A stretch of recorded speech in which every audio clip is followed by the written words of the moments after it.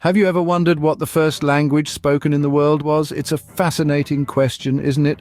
And one that takes us on a journey back in time through the annals of human history to the very origins of communication itself. Our story begins around 2 million years ago with our early hominid ancestors. They didn't have a language as we understand it today, but they did use a system of sounds and gestures to communicate. This was the very beginning of language. The first step on a long journey that would lead us to the rich tapestry of languages we have today. Around 100,000 years ago, Homo sapiens began developing more complex forms of communication.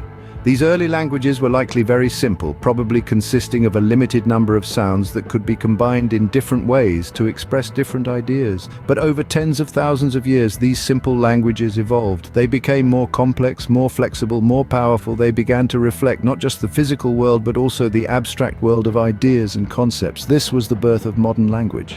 With the advent of agriculture around 10,000 years ago, human societies became more settled and more complex. This led to the development of the first writing systems, like cuneiform in Mesopotamia and hieroglyphs in Egypt. These systems allowed language to be recorded and preserved, enabling the transmission of knowledge across generations and across space. Fast forward to the present day, and we find a world teeming with languages.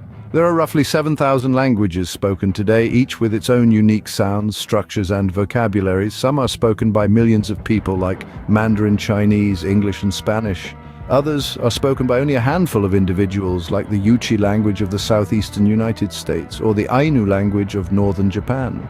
And what about countries that share the same language? Well, English is the official language of 59 countries, making it the most widely used language in the world. French comes in second with 29 countries, followed by Arabic with 27 and Spanish with 21. So there you have it.